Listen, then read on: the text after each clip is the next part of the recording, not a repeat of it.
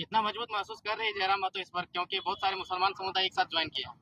जी, अगर राज्य की बात करें तो अल्पसंख्यक समुदाय जिनकी आबादी बहुत बड़ी आबादी के रूप में जानी जाती है, और हम लोगों ने सामाजिक न्याय को स्थापित करते हुए 6 विधानसभा सीटों से अल्पसंख्यक समुदाय के प्रत्याशी को चुनाव के मैदान में उतारा भी था। अतः उनके इस प्रकार आशीर्वाद देने से, हमारे साथ जुड़ने से, चलने से हम लोग बेहद ही मजबूत स्थिति में हैं।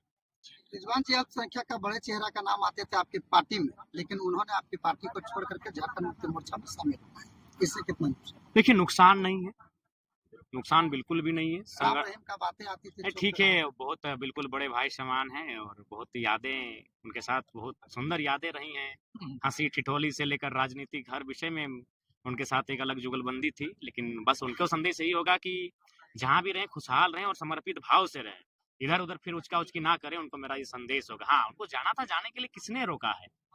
दो भाई अलग अलग पार्टी करते हैं, कोई बीजेपी में होता है, कोई जेएमएम में होता है, एक ही घर में दो भाई।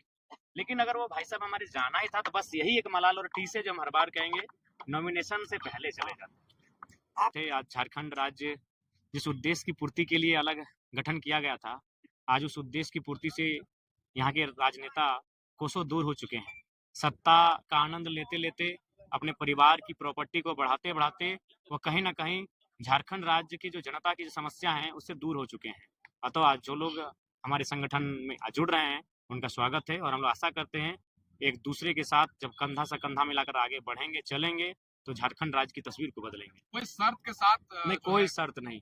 हम लोग नए राजनीतिक दल है, कोई शर्त नहीं है, समर्पण है, सबका विश्वास है। हमारे राजनीतिक दल में शर्त की आवश्यकता नहीं है। शर्त वहां होता है जहां आपको पराया सा फील होता है। हम लोग अपने हैं, शर्त की कोई आवश्यकता नहीं है। आपके जो मन में जो मांग उठेगी, उस मांग को आपके मन से बाहर आने से पहले पूरी कर दी जाएगी। डुमरी और बेरमो दो विधानसभा से चुनाव लड़ रहे हैं, अगर दोनों विधानसभा से आप जीतते हैं एक जगह, तो देखिए, ये हमारी जनता तय करेगी। इसी प्रकार ये खुला मैदान होगा, यहाँ पर अपनी जनता को आमंत्रित करेंगे और उन्हीं से पूछेंगे कौन सी सीट में हम रहें। चुनाव जीतने के बाद पहली प्राथमिकता क्या रहेगी डुमरी विधानसभा?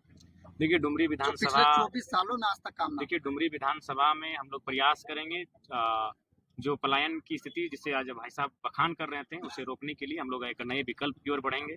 इस क्षेत्र में छोटे छोटे इन्वेस्ट के साथ कुटीर उद्योग, लघु उद्योग पे चर्चा करते हुए आगे बढ़ेंगे और उस पर नियंत्रण पा सकें, जो पलायन की दिशा में हम लोग आगे बढ़ रहे हैं।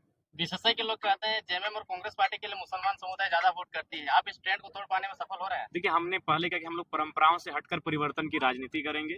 जो लोग अपने वोटर्स को पारंपरिक वोटर मानते हैं, सीट को पारंपरिक मानते हैं, उनको इस बार अंदाजा लग जाएगा कि परंपरा को चुनौती देने के लिए जयराम महतो का राजनीति में आगमन हुआ है।